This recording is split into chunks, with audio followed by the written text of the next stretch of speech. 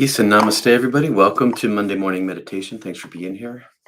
Hey, Susie, the photo that you like was taken when I was in divinity school for a friend of mine's project because he knew that I meditated all the time and he did a project on meditation, a photographic meditation project. And he eventually gave me this photo. And then one day I found it not so long ago. Thanks. I appreciate it. I will tell him that you like it. He's still a dear friend of mine. Hey, thanks for being here this morning, everybody, as we gather together to practice, because as you know, we're two or three are gathered in my name. The divine radiance, the Shaktipat, is existing. It shares between us. Our meditations are deeper together. Plus, it gives us a discipline, and meditation takes discipline, a disciplined time and space to practice. Hi, Russell. Thanks, Susie. It gives us a disciplined time and place to practice. And discipline is a huge part of meditation, but that's not what I'm going to talk about today. Today, I have a little bit of a poem from Hafiz. And hi, Wendy. And I'm going to read this poem. It's from a book called Love Poems from God. It's a collection of 12 sacred voices from the East and the West. And this was a book that was given to me as a gift. This is by Hafiz. See if they wet their pants.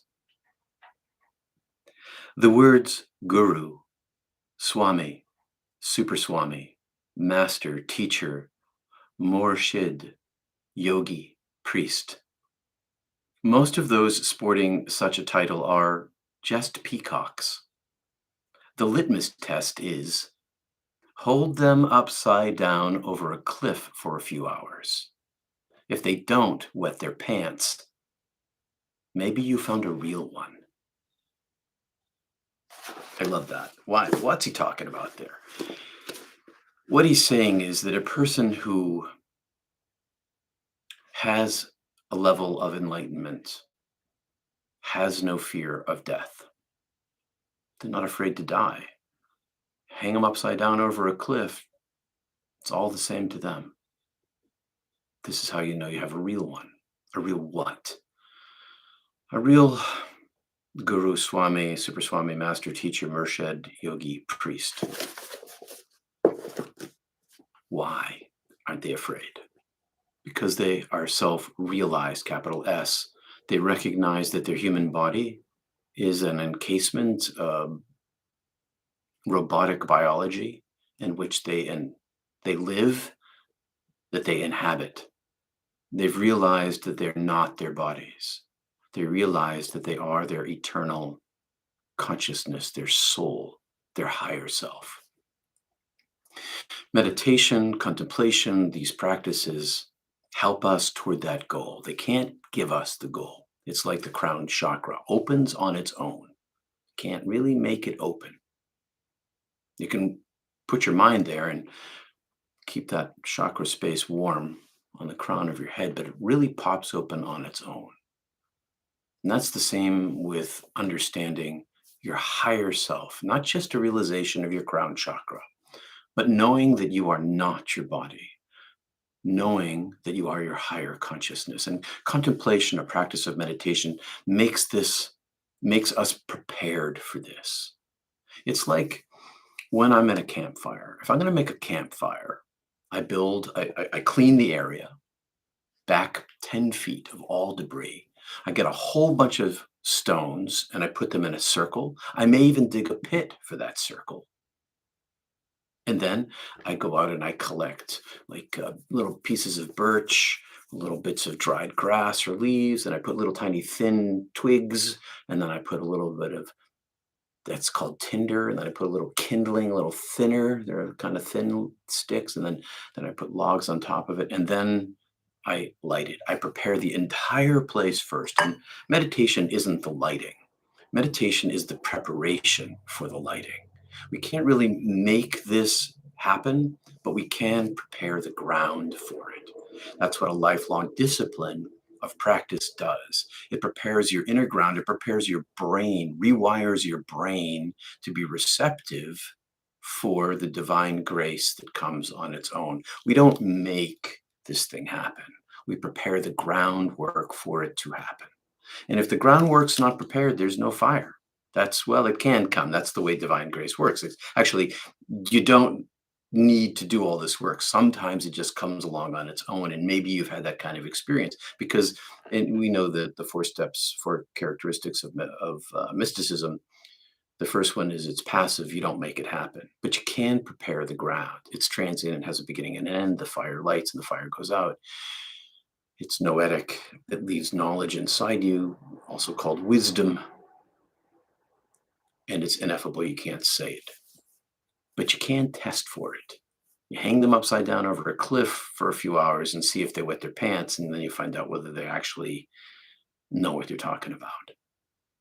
Our practices together help us build the campfire area for the lightning. It's maybe it's not my match that lights it. Maybe it's a strike of lightning that eliminates the fire. That's a better metaphor. So, how do you know if you found a real one? Now you know. All right, my friends. Hello, Wendy. Hey, Being. Hey, Chuck. Janet. Kristen. Thanks, Kristen. All right, I already set my timer this morning. I turned off my speakers so there's no feedback. I have my exterior mic off. I set everything up today. I'm back in the swing of things. I've got my mask prepared. So we begin with those three ohms, and that sets us in our body, and it gives us a corporate collective chant together where we're doing the same thing, and then we sit in our meditation. If you're just joining us today for the first time, welcome. We practice centering prayer here, variations of centering prayer. Centering prayer is essentially a mantra or a chant that's repeated again and again and again and again, matched with your breath. And when the breath and the chant match from breathing in your nose down into your diaphragm and back out again, that's a silence of your thoughts or redirecting your thinking. The power to redirect your thinking helps with anxiety, it helps with fear, it helps with those earworms that get stuck in your head, but mostly it gives you that beginning place of peace. And in the practice, then eventually the mantra, the prayer falls away and you just follow your breath.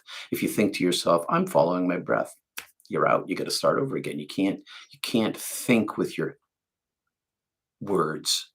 You have to just pay attention with your mind. And then eventually the breath falls away too, and you're left with this much larger space of peace. And these are all deeper levels of the very same thing that you're seeking, the quietude, the silence on the interior, which is the quieting of the mind. It's like sitting around a campfire late at night, watching the flames, not thinking about anything, just watching those flames, just watching the flames, feeling the warmth. And we do this in a campfire collective. If you've been with me for a while, practice whatever it is that you've been practicing. Maybe we talk about that on Tuesdays in our Zoom group meeting where we work on our chakras more.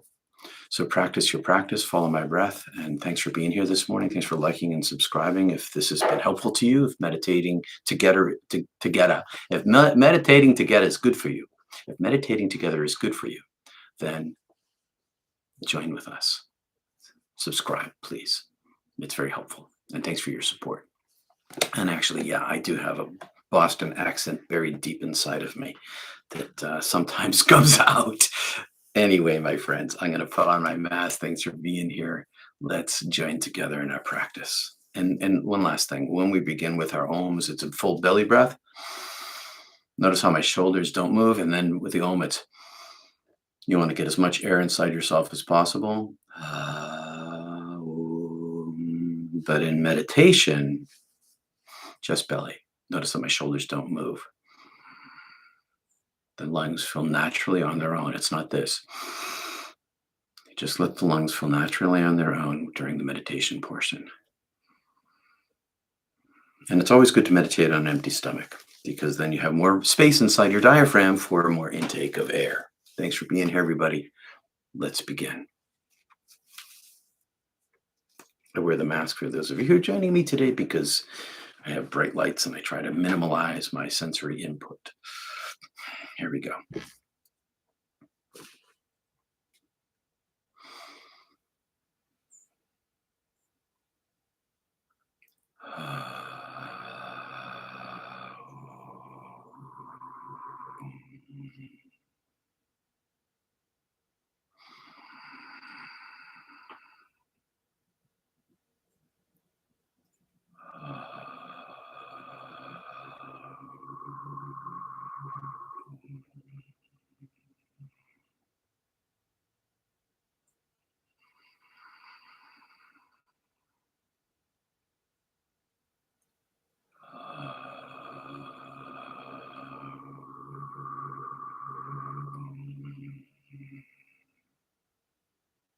centered practice.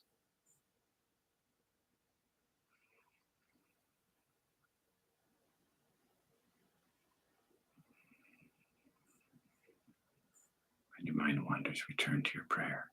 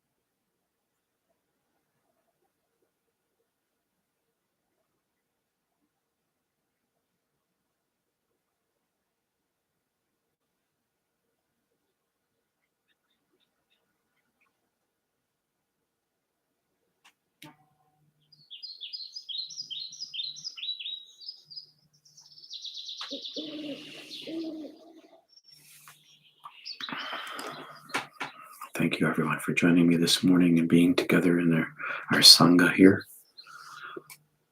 Hello, Amen from India. And I'm not sure I said hello to Russell. Peace and love, everybody. Thanks for joining us this morning in our practice. Keep up your practice.